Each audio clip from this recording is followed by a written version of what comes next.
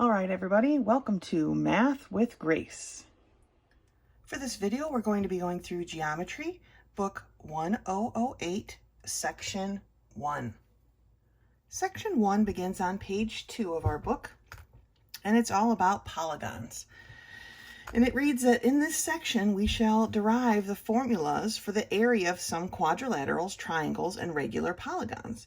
We shall also compare the areas of similar polygons using proportions. Now, we're going to kind of go through this rather quickly because a lot of this is review. Area formulas are things you've probably been working with since you were in 6th or 7th grade. So some of this will be review and we'll kind of go through it quickly. But let's get some of these concepts out of the way here. Area concepts, so the area of figures, and we're referring to the measure of what can go inside the figure, okay? So when we're talking about area, we're talking about everything inside of the figure, okay? So some of the definitions here is the area is the measure of the space inside a geometric figure. We just talked about that, right? Region is the space inside and including the sides, okay? That's the region, the space inside and including the sides. All right, so we have a new postulate here, and that's postulate 17, and it reads, for every polygonal region, there exists one unique positive number that is called the area of a region. Positive number, right? We can't have the space inside be a negative number. We can't, that wouldn't work, right?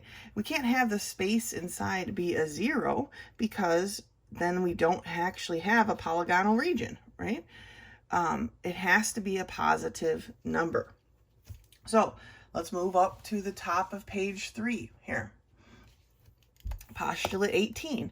If two triangles are congruent, remember what that means, okay? We have congruent triangles, then their areas are the same number, okay? Congruent triangles, their areas are the same, they're equal, okay? Because they are the same shape, right? Same shape and size. That's what makes them congruent. And postulate 19 says the area of a polygonal region is the sum of the areas of the triangular regions that form the polygonal regions. And what that means is if you take this polygon A, B, C, D, E and break it into triangular sections or regions, the area of the whole shape is equal to the area of its 3 parts. Okay, so if you could find the area of this triangle and the area of this triangle and the area of this triangle, you would simply add them together and you would have the area of the polygon. Okay, it's just area addition postulate. We've worked with this postulate many, many, many times. They're just now applying it to a polygon. All right, let's turn the page. So looking at page 4, let's do some of these problems, all right?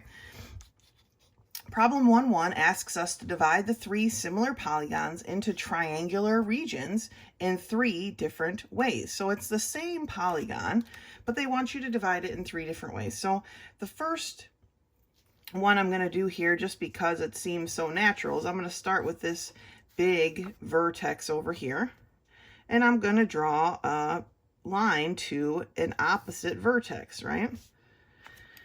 There's already a line from this vertex to this vertex, but by drawing it to this one here that isn't adjacent, right? This vertex is adjacent to here. This vertex is adjacent to this one.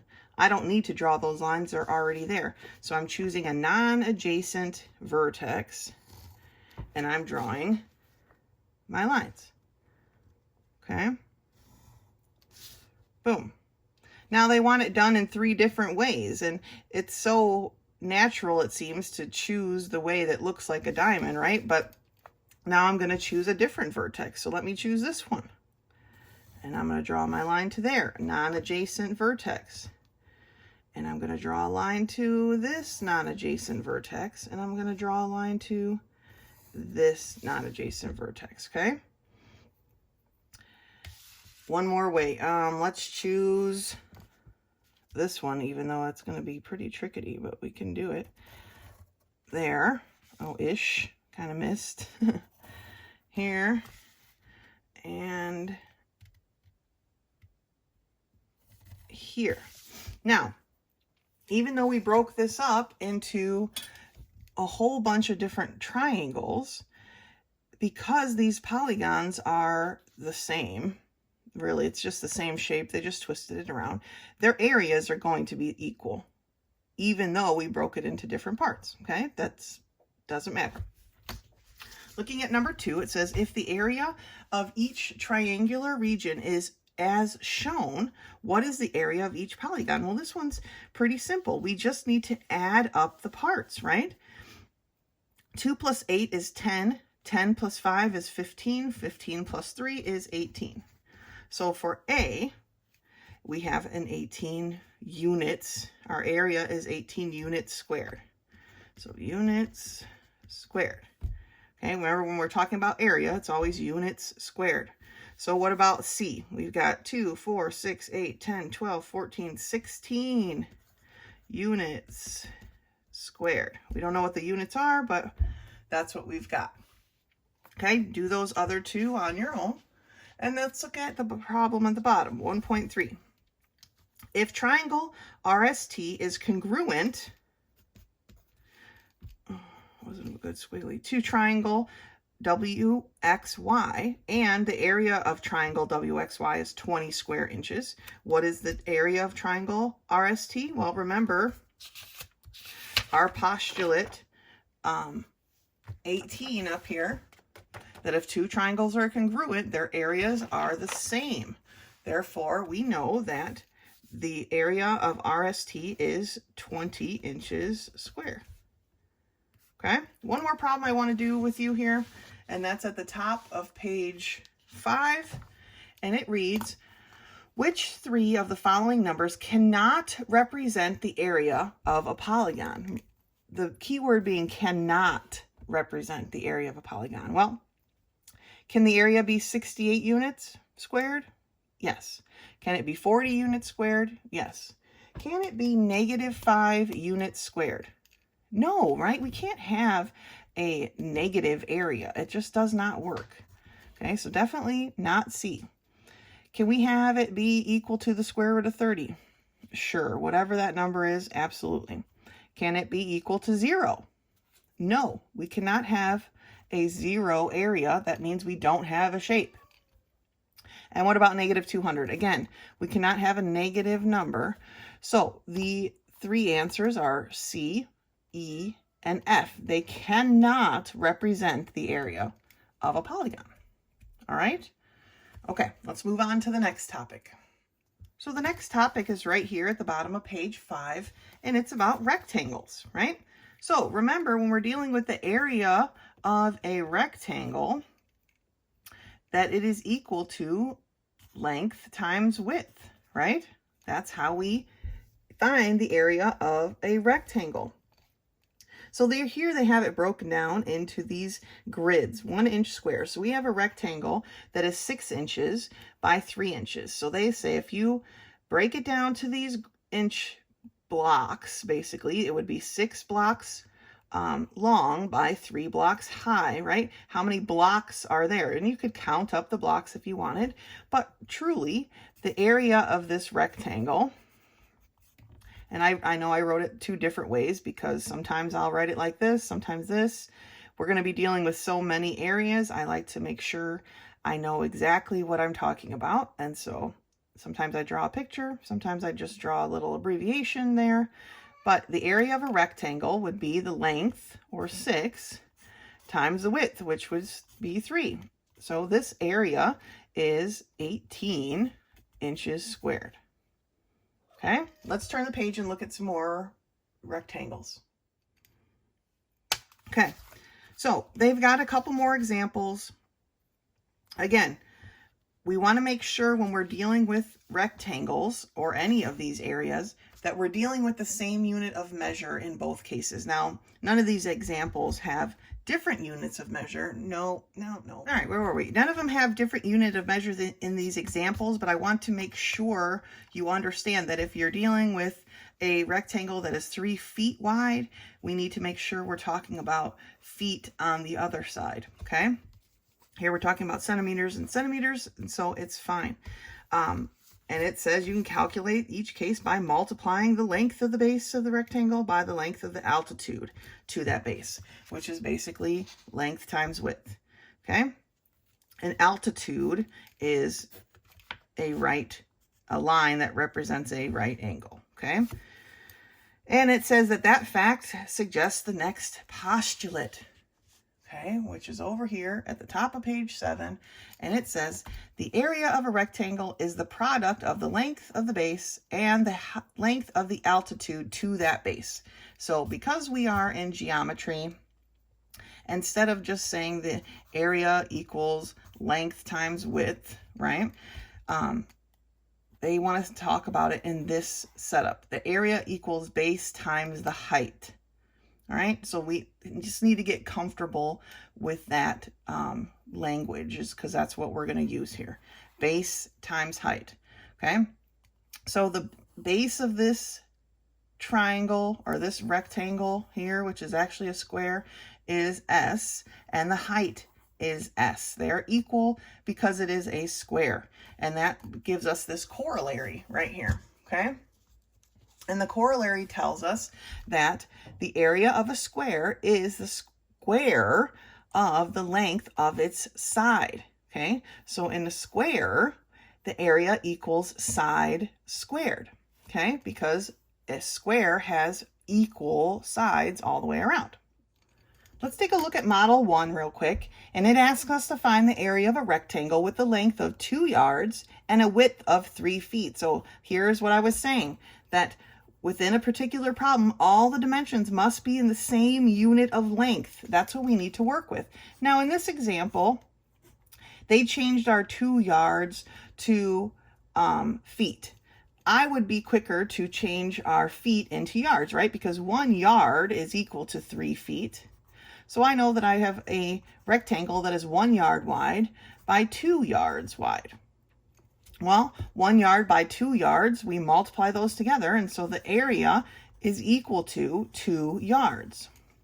And now you're probably, 2 yards squared. You're probably wondering, well, how do they get 18 square feet out of that? Well, 1 yard is equal to 3 feet, right? So 1 yard squared is equal to 9 feet squared. So if we have 2 yards, we just multiply this by 2, and we get 18 square feet, okay? Let's turn the page and look at a couple more problems. Let's look at the first couple of problems at the top of page 8. Number 11 asks us to find the area of a rectangle with base of 12 inches and the height of 8 inches. Well, remember that the area of our rectangle is equal to the base times the height, right? So that is equal to 12 times 8, or 96 inches squared. Now, make sure when you're answering these questions that you're putting your unit of measure. And remember that when we're dealing with area, it will always be our unit of measure squared. Number 12, find the area of a square with a side of 7 feet. Now, the area of our square, make it like that, is equal to side squared. So that is equal to 7 squared, or 49 feet squared. Okay? Area formula, something we've done a lot of. So I'm not going to go through every example, but I do want to do one other one on the bottom of this page. The Smiths plan to recarpet their family room, which measures 15 feet by 20. Now, I like to draw pictures, so I do it. 15 feet by 20. How many square yards of carpet are needed? Sometimes when you're working through these problems, it's good to underline exactly what they want, because then you won't forget and get lost in the problem, okay? So my first step here is to figure out how many square feet, because that's what we have, right? That's the information we have. We don't know how many square yards the room is. We know how many square feet. So let's figure that out. So when we get the area of this rectangle, we take 15 times 20, and that tells us that our room is 300 square feet in area. Okay, now how do we change this over to square yards? Well, remember on the other page, 1 yard squared was equal to 9 feet squared. So because it's 9 feet squared, we're simply going to take our 300 and divide it by 9. And that gives us 33.333333, right? Because for every 9 feet squared, we have 1 yard. So they need how many yards, square yards of carpet? They need 33 1/3 yards squared. Okay? So we started out in feet, and they're going to do this quite a bit, and they wanted to know the answer in yards. So you need to make that conversion. Okay? Let's take a look at one more problem on page 9. Problem number 19. The roof of a cabin is to be shingled at a cost of $70 a square. And then they tell you what that means. A square in shingling is a region with an area of 100 square feet. Find the cost of shingling the roof shown. Okay, well, we have 2 rectangles, right, leaned up against each other. That's what makes a roof. And the rectangles are 15 feet by 36 feet. So what is the area of our rectangle? Well, our rectangle area is equal to 540 feet squared, okay? But we have 2 rectangles, right? We have this one on this side of the house and that one over there that we can't see. So what is 2 540s? Well, together we've got 1,080 feet squared, okay? They want to know the final cost of the shingling when every 100 square feet costs $70. Well, how many hundreds do we have, right? If we divide this by 100, we'll find out how many groups of 100 we'll have. Now, when we divide by 100, we can simply move our decimal 2 places. So we know we have 10.8 squares. I wish they had chosen a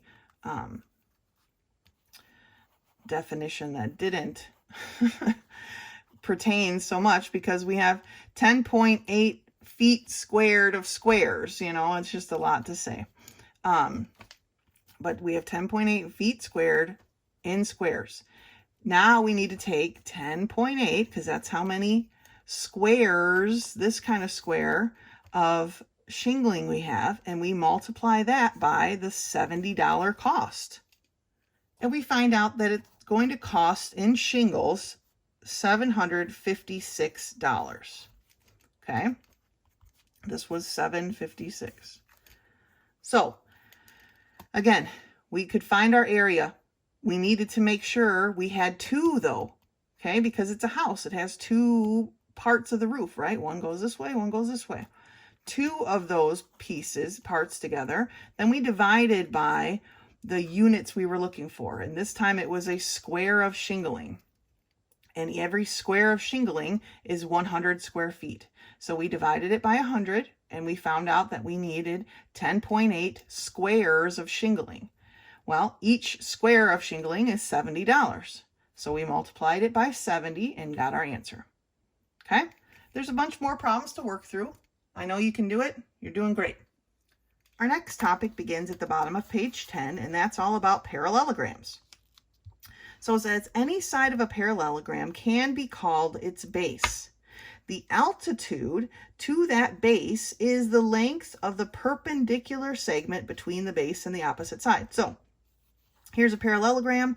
They're calling this side the base. So the altitude is the space running between these 2 sides that's perpendicular. So it's not the slant here, okay? because that's not perpendicular, right? It's the space in between here that is perpendicular. So we're using this word now, altitude, okay? We used to use the word height. Sometimes they still use the word height, but it is considered to be the altitude, okay? They're going to use this word altitude quite a bit. It is interchangeable at this point with h being the height, okay? So here they chose this base as the base. Like I said, it doesn't really matter as long as you know this altitude or this height from the opposite side down perpendicular, okay? Theorem 8.1. The area of a parallelogram is the product of any base and the altitude to that base. We've been doing areas of parallelograms before, right? This is not anything new. The area is equal to the base times the height, okay? Piece of cake. Let's look at the example here at the top of page 11, and then we'll look at some problems. So, given this parallelogram with RS equaling to the base and SX perpendicular to UT, so here's SX, it is perpendicular to UT. And it equals the altitude. So they're just doing a proof here. And they're going to show, here's the outline of the proof. They're showing why this is equal. But we've been dealing with these formulas for a while, so we should be comfortable with this. So let's take a look at some of these problems. Okay, so we're in Book 8, Section 1, page 11. Let's look at 26 and 27. Now, you can see that it's written out a little bit differently than I marked it here. But they want us to find the area of the parallelogram if the base and the corresponding altitude have the indicated lengths. Now, when I transferred my information over, I wrote B for base. My base for 26 equals 3.5 feet. And then they had altitude is 3/4 feet. And I wrote height because that is just how it works. They're just interchangeable. And my area formula for this is that the area is equal to the base times the height. It's just how it is, right? The height being the altitude. So when we're solving this, we have our area is equal to 3.5 feet times 3/4 feet, right? But we can't really multiply them in that state. So let's change our 3.5 to an improper fraction. 2 times 3 is 6 plus 1 is 7/2, okay? Times 3/4. Now, if we reduced 7/2, we'd be right back to 3.5, right? This is just how these things work. So we can't reduce anywhere. So we take 7 times 3 and we get 21. And 2 times 4 gives us 8. So we have 21/8 feet squared. If you want to change it back to an improper fraction, it would be what? 2 5/8 feet squared. I don't care if you leave it like this. I don't care if you change it to that. Both answers in my book are correct. And sometimes as we move forward, we're going to be dealing with so much work because we got to find this to help us find something else to move on to that changing it into this form to me is just a wasted step. But if you want to, if you feel like you must, then please go ahead. I don't care. Both answers are correct. So 27. Again, our base was 8 inches and our altitude is 4 inches, or our height. Area equals base times height. So my area for this is going to be equal to 8 times 4, or 32 inches squared. Okay. Let's take a look at a couple more. All right, so the next two problems deal with this shape here. Okay, we're given this parallelogram. We're given that this angle is 30 degrees, and they make a note, okay, that they want you to remember your 30, 60, 90 properties from book 5, that our hypotenuse is equal to 2 times the small side.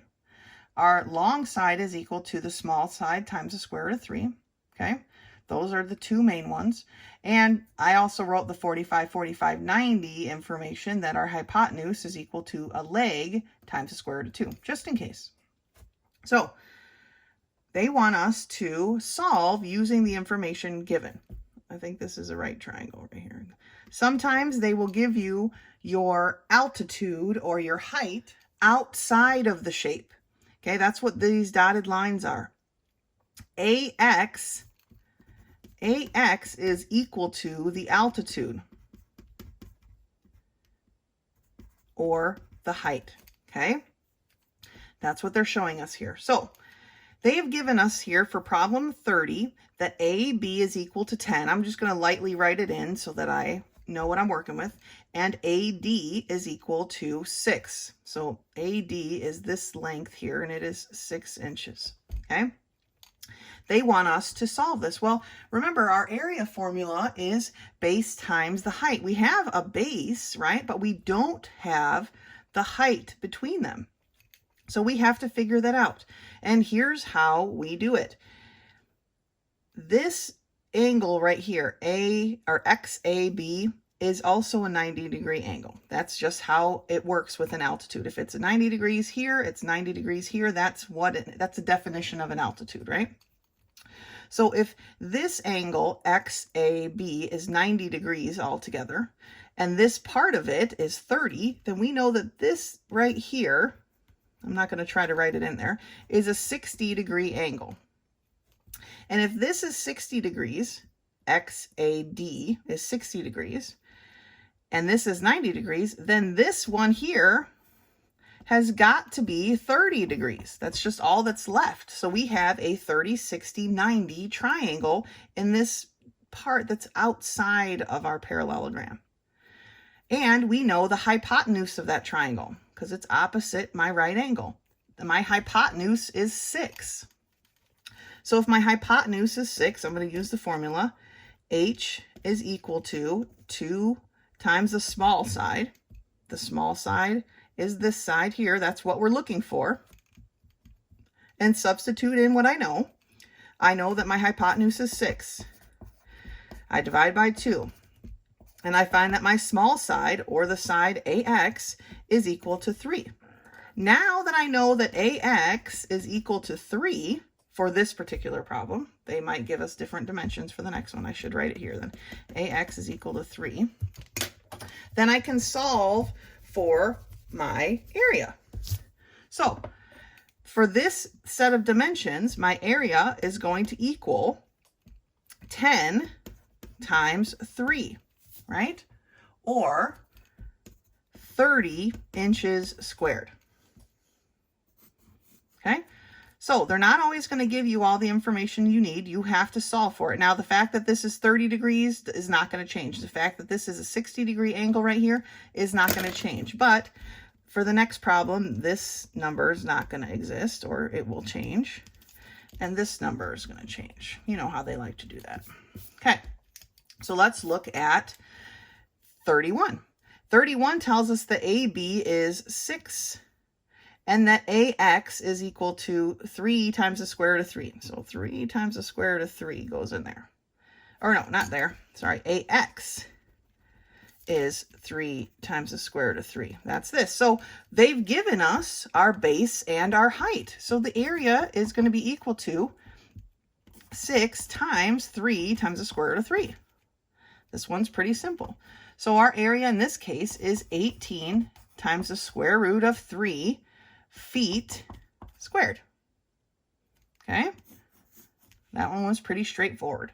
So keep going with those problems, and let's take a look at our next topic, which is triangles. Our information about triangles begins at the bottom half of page 12.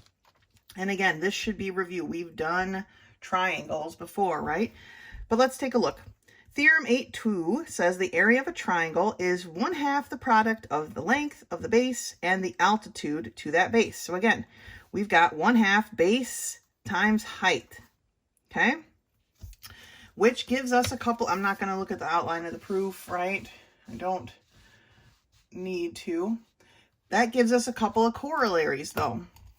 Corollary 1, the area of an equilateral triangle with side of length S. Remember, equilateral triangle means that all the sides are the same, kind of like a square, right? So S is 1/4 the product of the square of S and blah, blah. Okay, so here is the formula, okay? If you have an equilateral triangle, the formula for your area is equal to 1/4 S squared times the square root of 3. We need to be making note of these formulas. Write it on your theorems and postulates page if it's not already there. It should be there because it usually contains corollaries. I just checked and these corollaries aren't there. So take a few moments to write them in, because honestly, this is really going to save you time. If you already know that you're working with an equilateral triangle, it saves you the time of having to solve for this altitude. Okay, which, not that it's complicated, but why do it if you don't have to? You know what I'm saying? So write this down here. Equilateral triangle, area of an equilateral triangle is equal to this. It's going to help you.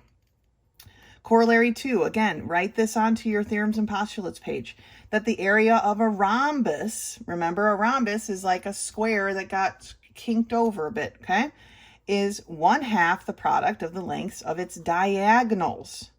Okay, so if you have a rhombus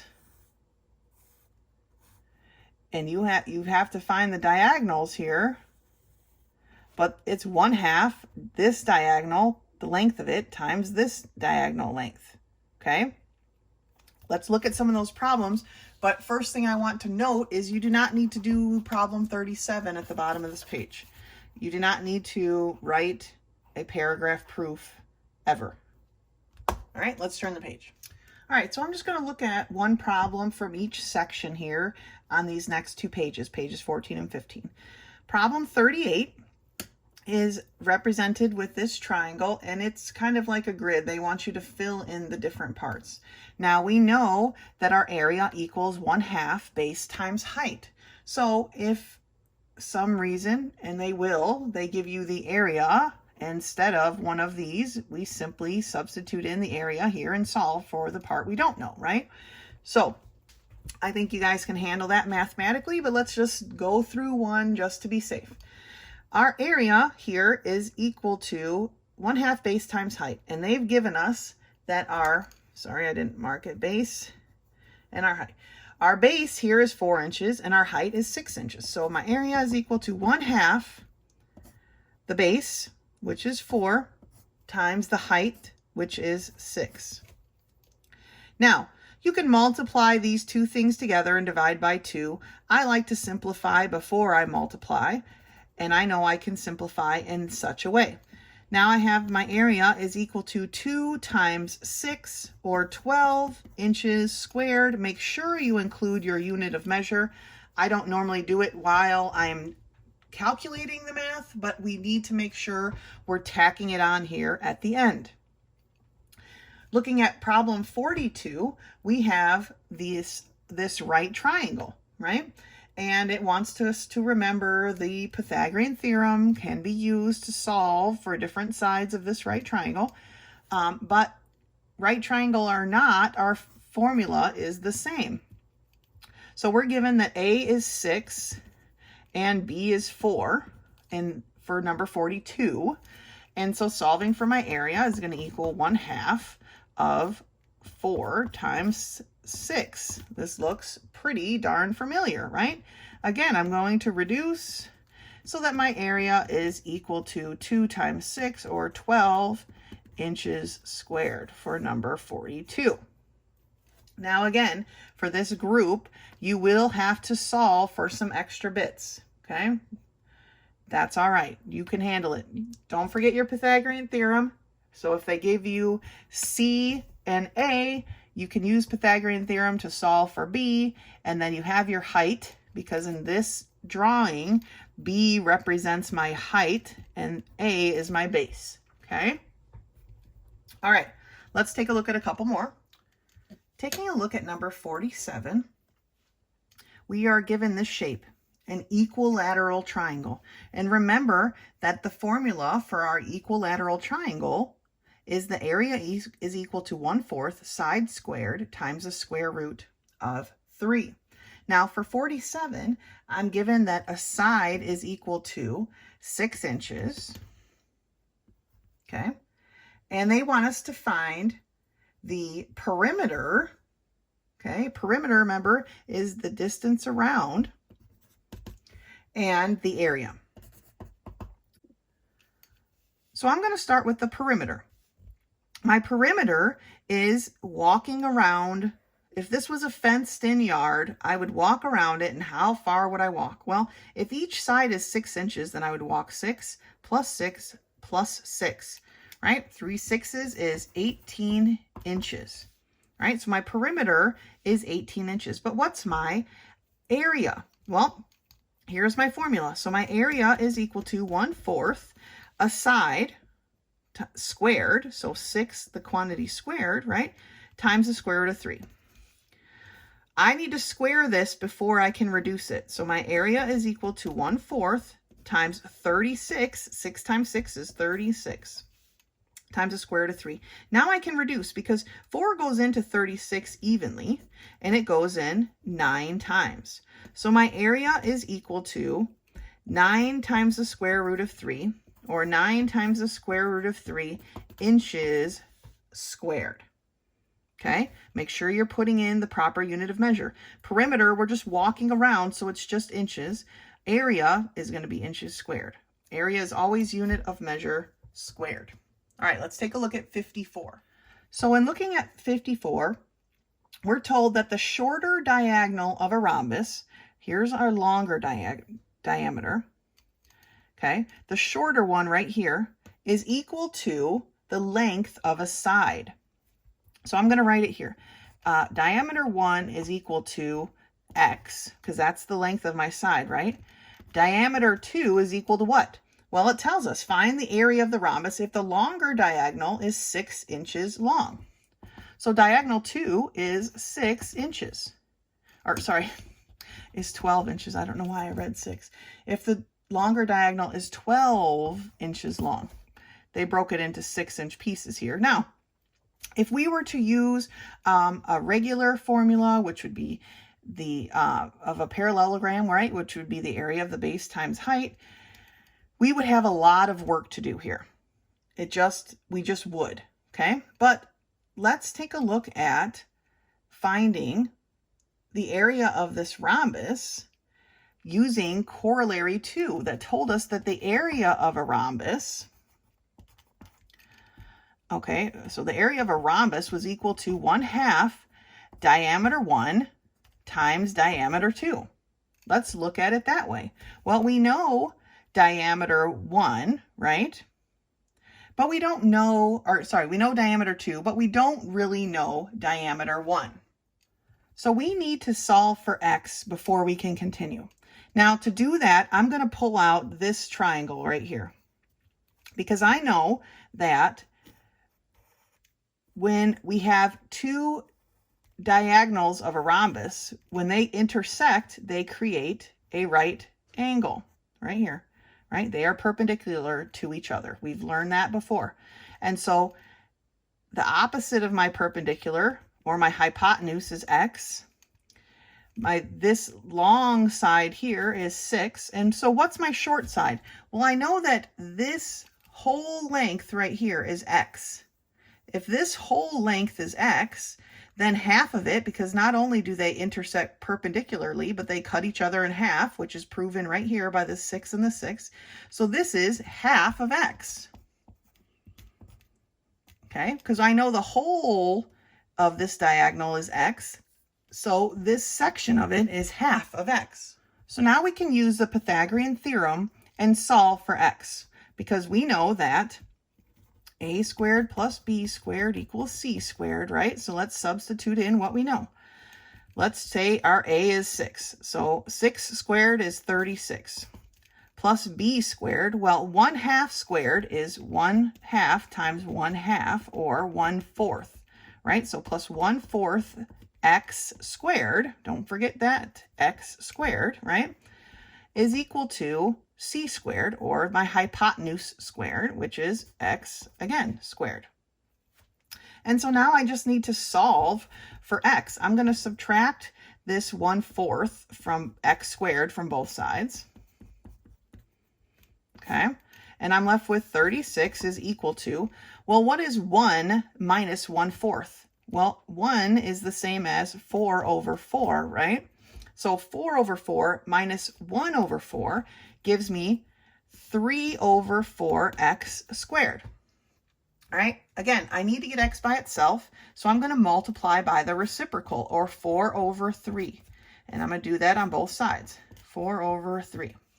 Okay, here it cancels, and I'm left with x squared is equal to. Here I can reduce. 3 goes into 3 one time, but how many times does 3 go into 36? Well, it goes in 12 times, right? Now I have 4 times 12, which is 48. Again, I got to keep going. To get my x by itself, I have to take the square root of both sides. And I get x is equal to, because the square root of x squared is just x, but this 48 is a little bit messier. I've got to clean it up. I've got to reduce it. Well, the square root of 48 is equal to the square root of 16 times 3. Okay, 3 16s is equal to 48. I'm going to break it down like this because I know the square root of 16, right? And the square root of 16 is 4. And then I have my square root of 3 left over. So here is my x. I've solved for x. So now I can come in and use my rhombus formula to find the area of this rhombus. And the area is going to equal 1/2 of diagonal 1. And remember, diagonal 1 was equal to x, so 4 times the square root of 3 times diagonal 2, which was 12. Okay? I can reduce my half here. 2 goes into 2 one time, 2 goes into 4 twice.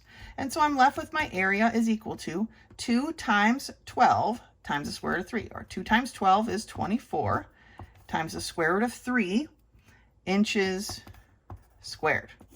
So we had a couple of extra steps for this problem, right? They gave us a rhombus, but with the fact that this diagonal here was equal to a side, our side was x. So we had to use the Pythagorean theorem with one piece of it, right? This right triangle that was inside of the rhombus. I pulled it out and redrew it. I like to do that so I can see what I'm working with. I redrew it with its dimensions that we knew. And I used the Pythagorean theorem and solved for x, all right? Then once I found x, I know that my diagonal was equal to x, and I could use my rhombus formula to solve this problem, okay? All right, you're doing a great job. Let's look at trapezoids. All right, so looking at a trapezoid, let's review that only the parallel sides of the trapezoid are considered to be our bases. And so Theorem 8.3 is the area of a trapezoid is equal to 1/2 the height, again, the altitude between the two bases, times base 1 plus base 2. Okay, this is a formula we should be very familiar with. The rest of this page and the top of the next page are a proof to show you why that works. We're just going to trust them. Let's turn the page. All right, so looking at page 16 and 17, we're talking about trapezoids. Here's our area formula. Number 155 and through 160, they give you this shape. They want you to fill in. It's like that grid again. They want you to fill in the grid. They've labeled your bases and your height. So using the formula, my area for number 55 is equal to 1/2, times the height, which is 4, times my bases added together, which is 10 plus 6, okay? I can reduce right here, and so that I get my area is equal to 2 times 10 plus 6 is 16. So my area is equal to 32, what was my unit of measure? They don't give me one. So it's just units squared. Okay, they don't list a unit of measure, but it still is units squared. Okay, I like to put units squared. The book doesn't necessarily, it just puts the answer down, but here we are. Okay, so 16 times 2 is 32 units squared.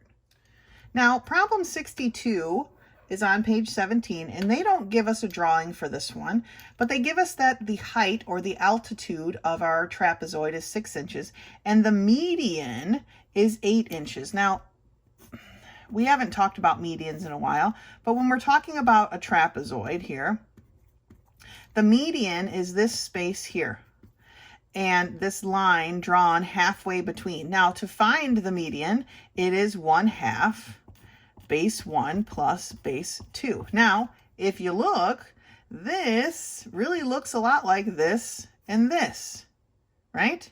Because it is. Basically, when we find the area of a trapezoid, we're taking the height times the median of the trapezoid. They just don't call it that because they just don't. But the median is what information you have here. So for this formula, our area is going to be equal to our height, which is 6, times the median, which is the 1/2 base 1 plus base 2. So it's just 6 times 8. And so I wanted to do this one with you guys because it's been a while since we reviewed what a median of a trapezoid is. Okay, so that is what the median of a trapezoid is, 1/2 base times height. So all we had to do was take our 6 times our 8 and get 48 inches squared. I want to look at one more problem, and that's 64. Now for number 64, we're given this drawing and these dimensions. Okay. What we do notice here is that this base angle is 60 degrees and this base angle is 60 degrees. So technically this is called an isosceles trapezoid because this height is the same as this height. But honestly, that's neither here nor there. But what we do need to notice is this triangular bit, because if you look here, we don't have a height, right? We do have our bases. One is 10 and the other is 16 plus 3, or 19, right? But we don't have our height or our altitude, and that's this line right here. But we do have this handy dandy 30, 60, 90 triangle. Now, I know that this is 90 degrees because this is 90 degrees, right? They've given us the fact that this is 60 degrees, so we automatically know that this is our 30-degree angle. So this being our 30-degree angle, this 3 that they've given us is our short side. And we need our long side. Our long side of our triangle is actually our altitude of this shape, right? So this is 3, and our long side is what we need. Well, what was the relationship between the long side of a 30, 60, 90 and the short side? Remember that our long side was equal to our short side times the square root of 3. So this long side here is going to be equal to our short side, which is 3 times the square root of 3. So now I know that my altitude or my height is 3 times the square root of 3. I can solve this area formula. My area is going to equal to 1/2 my height, which is 3 times the square root of 3, times my base plus my base, 10 plus 19. Now I can't reduce here yet, unfortunately.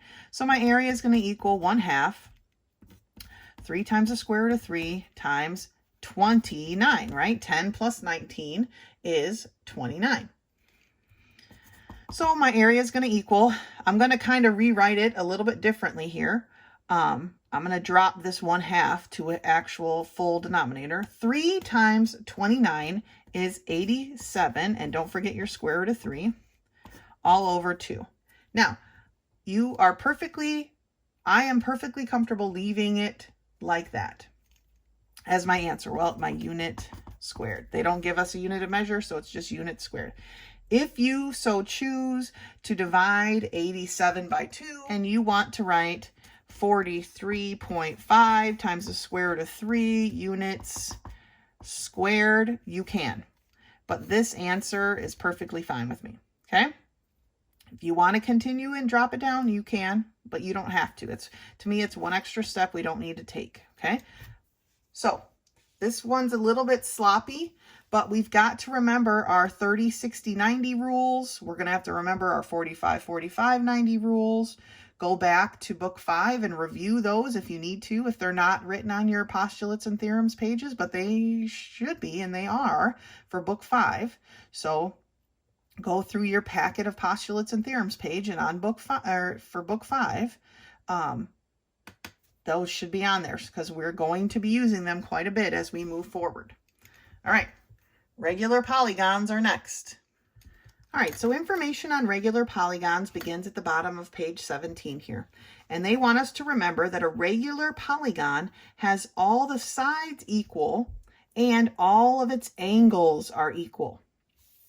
And they've given us the basic setup, okay? Here's a regular polygon. Here's the center of that regular polygon. From the center to a vertex is called the radius. And from the center perpendicular to a side is called the apothem. And this is a weird word, but it's something that we need to start getting comfortable with. This is the reason why they don't call the altitude A. They still continue to call the altitude a height because now we have apothems. Okay, it's not an altitude because it doesn't go from one side to the other. It goes from the center to a side perpendicularly. It's called an apothem. Let's turn the page and keep looking at these. On page 18, we see a bunch of definitions. Okay, center of a regular polygon is the common center of its inscribed and circumscribed circles. Okay, it would just be the middle. The radius, like we just talked about, goes from the center to a vertex. Okay, the apothem of a regular polygon is the perpendicular distance from the center of the polygon to a side. It's like an altitude, but I'm going to erase that because it's not considered an altitude. It's called the apothem. It goes from the center to a side and it's perpendicular. It's like an altitude, but it's called the apothem. Okay.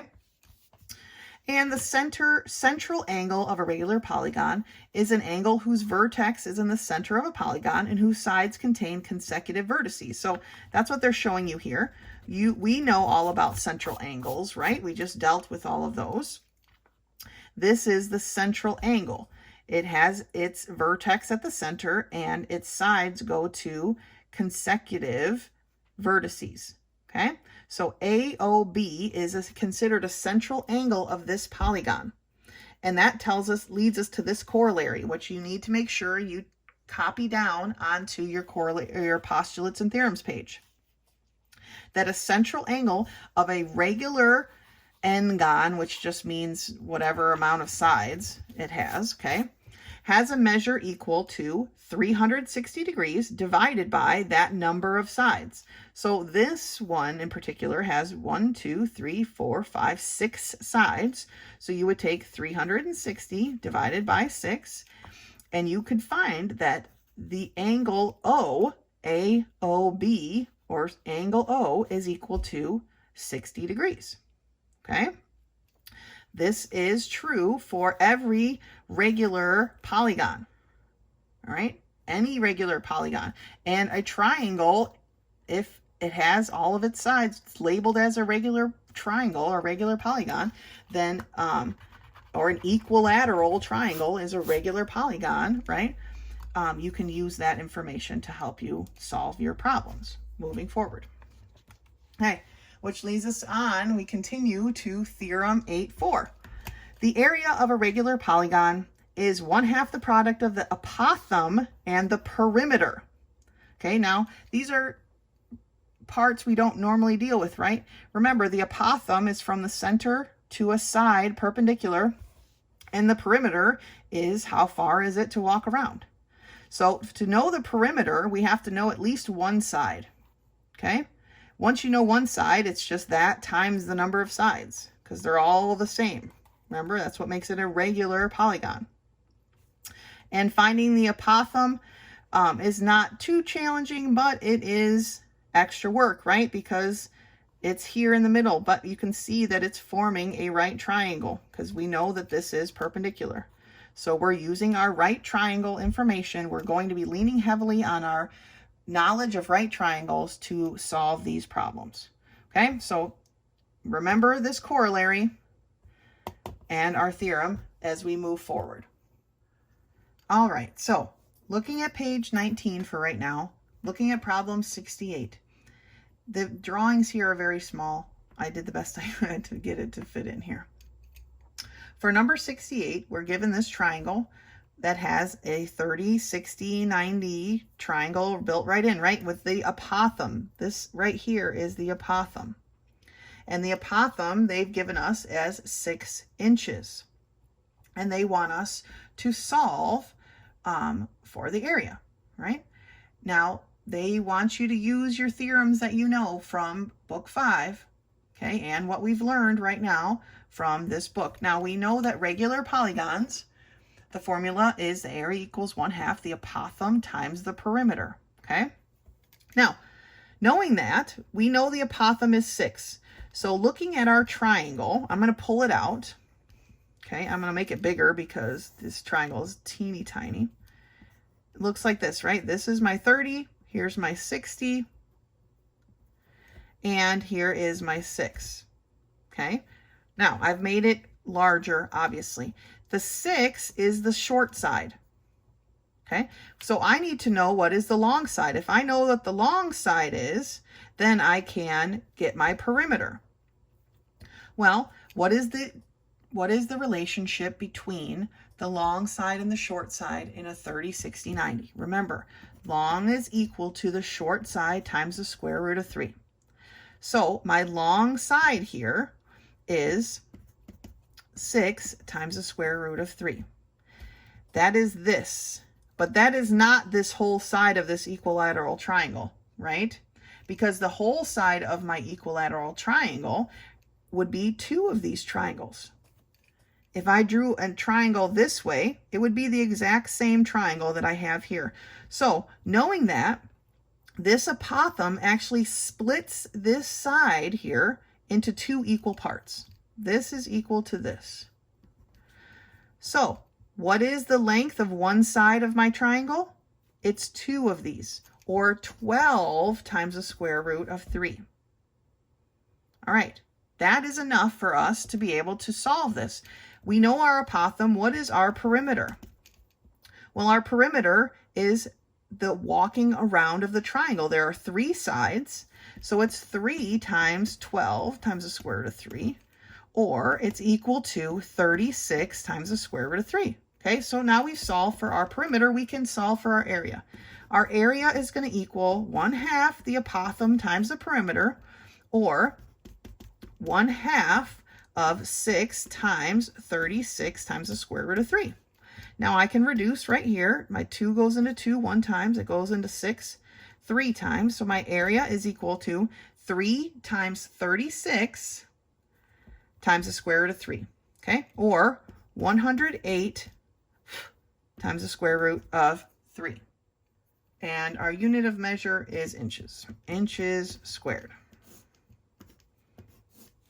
All right.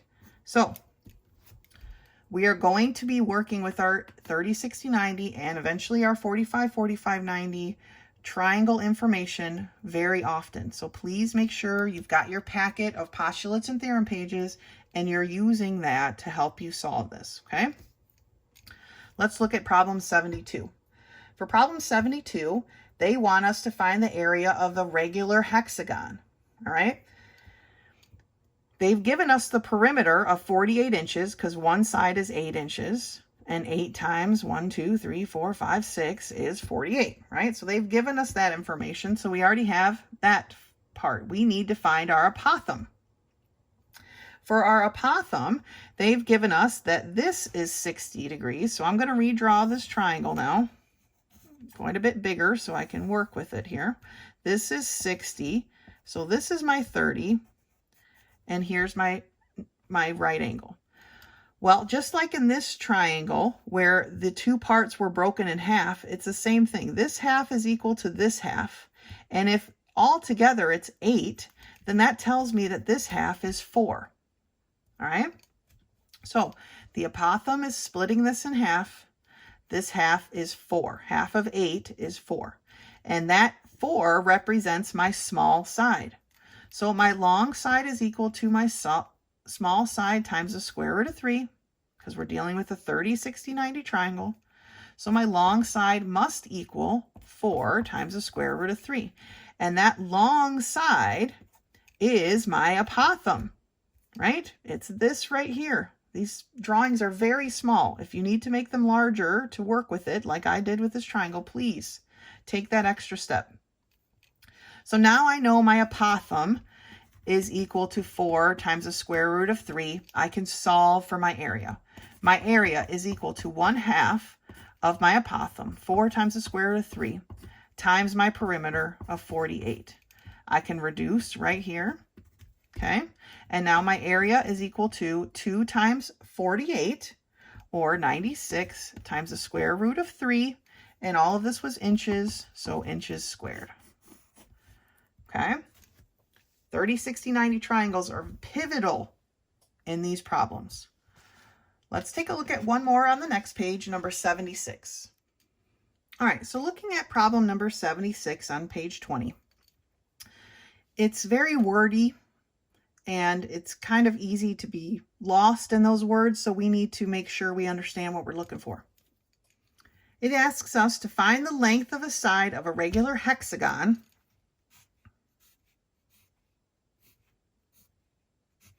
okay, with an area equal to that of an equilateral triangle with a perimeter of 36 inches. So the area of my hexagon is equal to the area of my equilateral triangle, okay? Because that's what they say. Find the length of the side of a regular hexagon with an area equal to that of an equilateral triangle, but the equilateral triangle has a perimeter of 36. Now, we know when dealing with equilateral triangles that all of their sides are equal, right? That's why it's called equilateral. So if its perimeter is 36, we divide that by 3. We know that its sides are 12, right? 12 by plus 12 is 36 inches. That's our perimeter of our equilateral triangle. Knowing that, we can find the area of this triangle. Now remember, the area of my equilateral triangle is equal to 1/4 a side squared times the square root of 3. Okay, that was corollary 1 on page 13. That was one of the formulas we talked about. So for our area of our triangle is going to be equal to 1/4 of a side squared, which is 12, the quantity squared, times the square root of 3, okay? So my area is equal to 1/4 of 12 squared, which is 144, times the square root of 3. Now we can see if 4 goes into 144 evenly, and it does, okay? It goes in 36 times. So the area of my triangle in this question is equal to 36 times the square root of 3, right?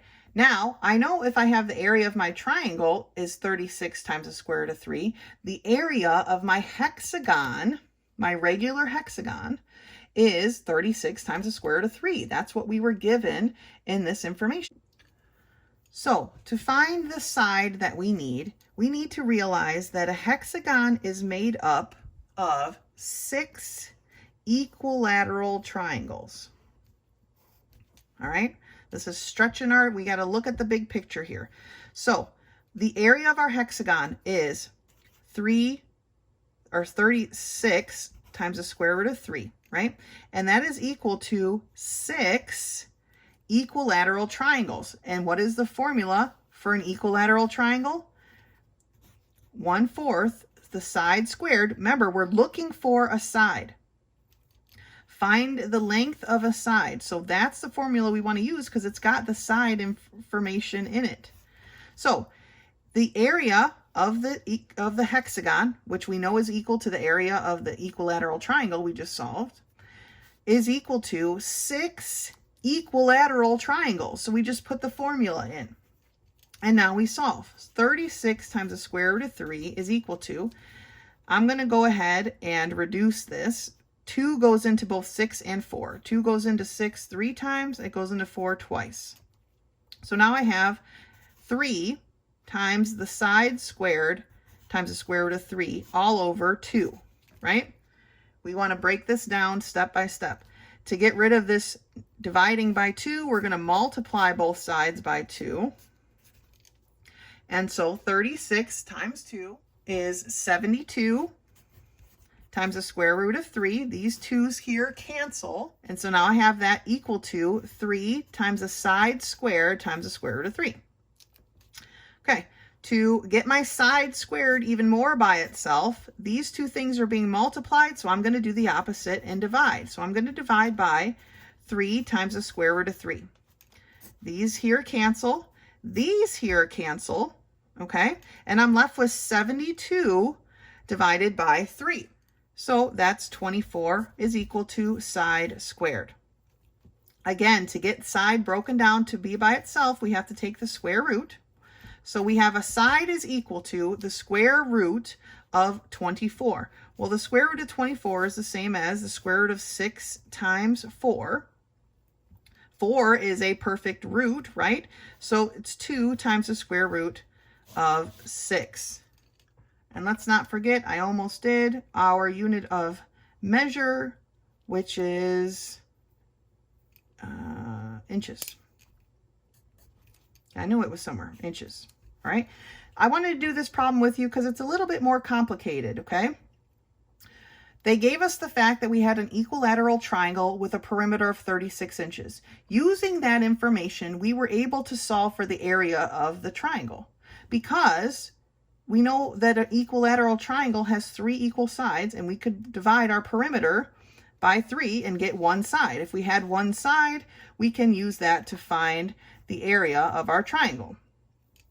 The area of the triangle was equal to the area of the hexagon, but it expected you to realize that a hexagon was 6 equilateral triangles put together. And some people can think like that and other people cannot. So I wanted to do this one with you. So we set the area that we knew equal to 6 equilateral triangles, and then we had to solve. All right? Some of these problems are going to be multi-step problems. We need to be prepared for that. All right, let's take a look at our next topic, which is area comparisons.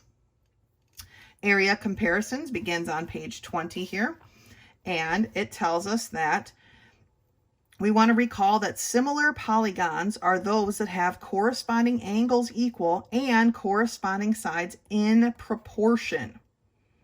All right, so we're dealing with proportions here.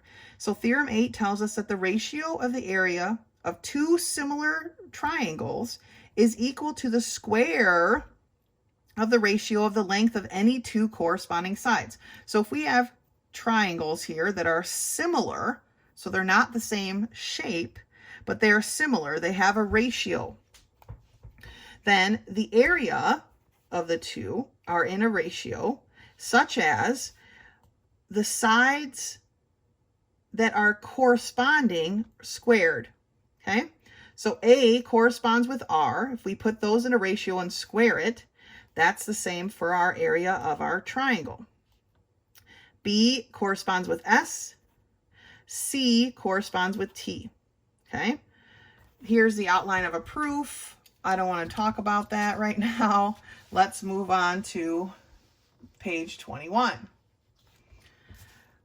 Page 21 gives us a postulate. If 2 polygons are similar, they can be separated into an equal number of triangles.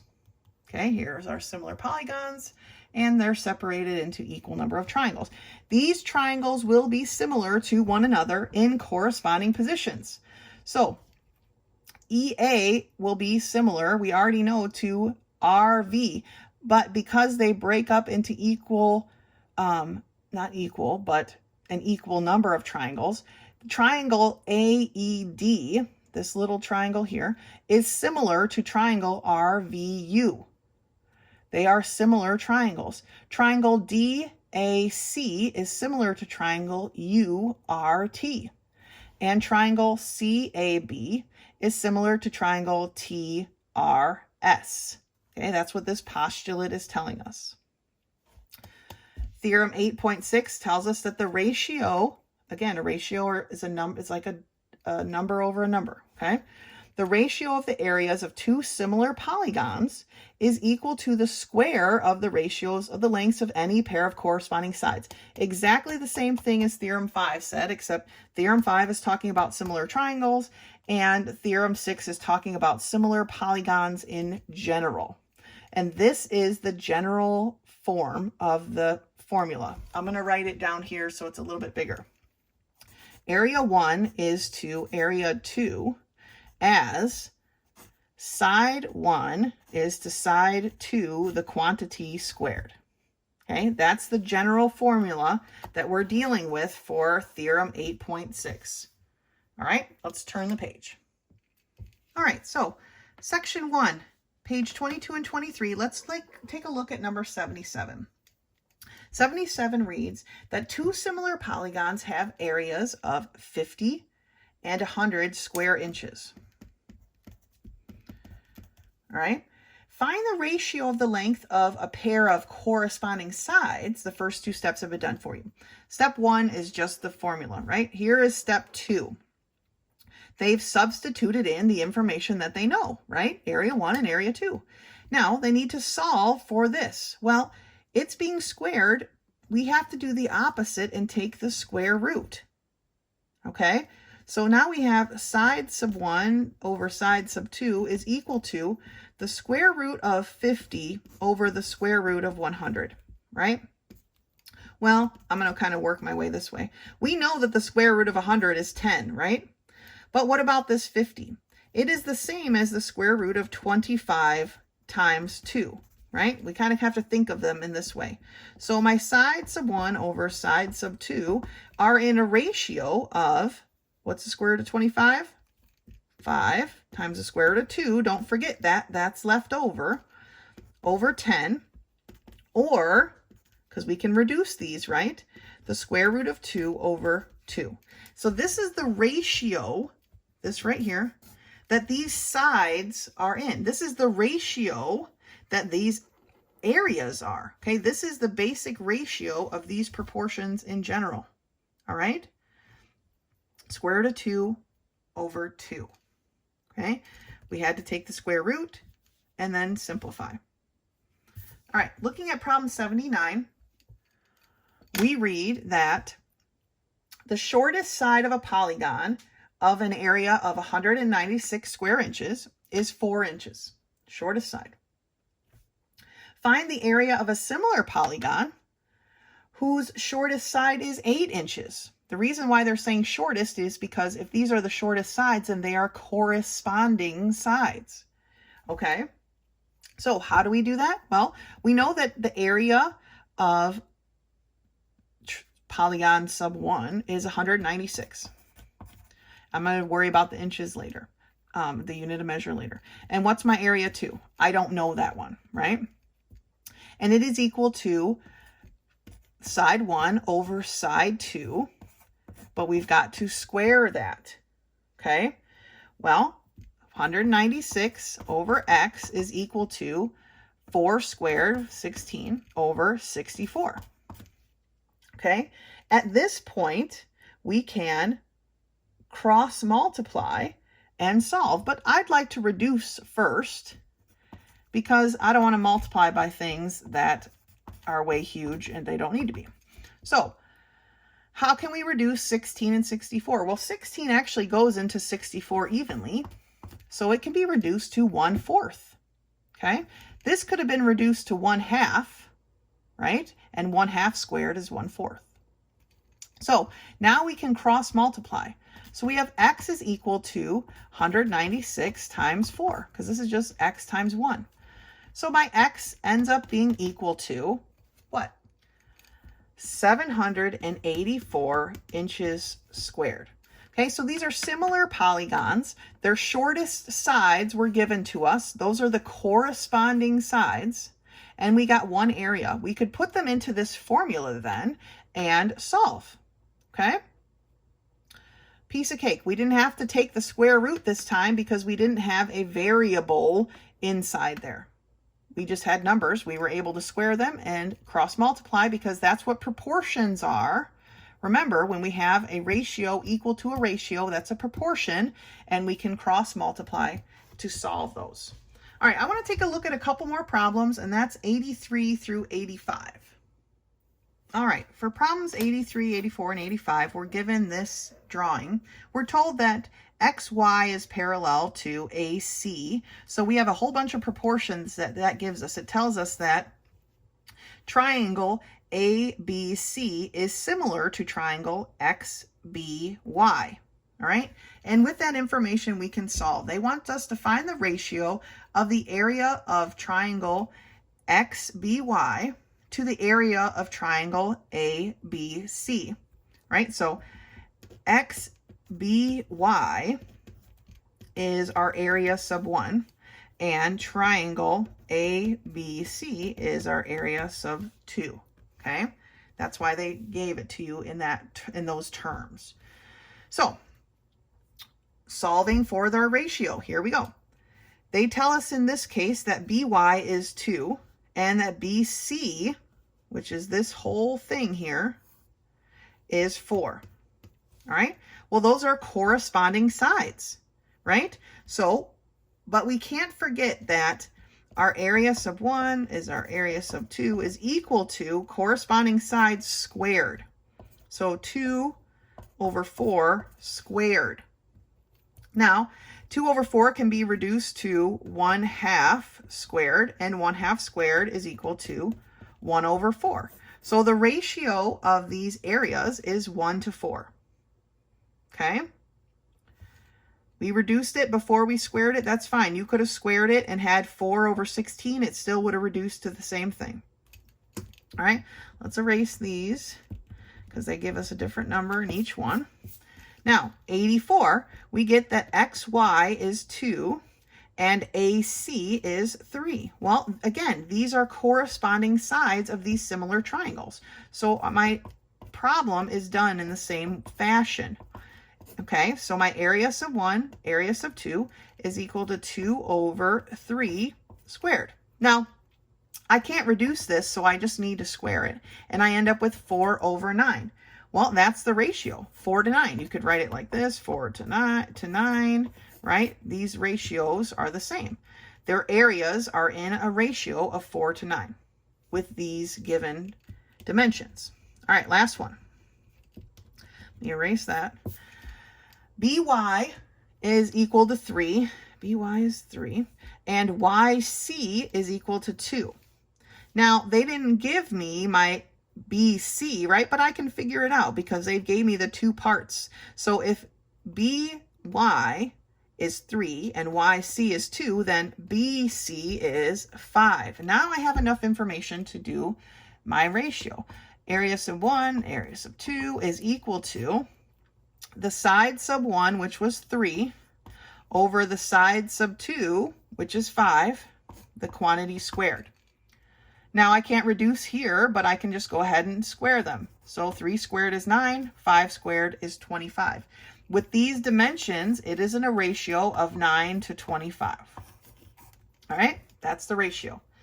Now, usually right here at the end of my videos, I like to recap the basic information, but we went through so much information here. Some of it review areas, finding the areas of different shapes, some of it new, but there was a lot of information. Please make sure you're noting those formulas and corollaries on your theorems and postulates page so that you have everything with you. You should have all your theorems and postulates pages together up until this point in like a neat little packet that you're using on these tests and quizzes to help you solve these problems. Okay, if a question comes up, you can reach me via text or meet me in my office hours. Otherwise, until next time.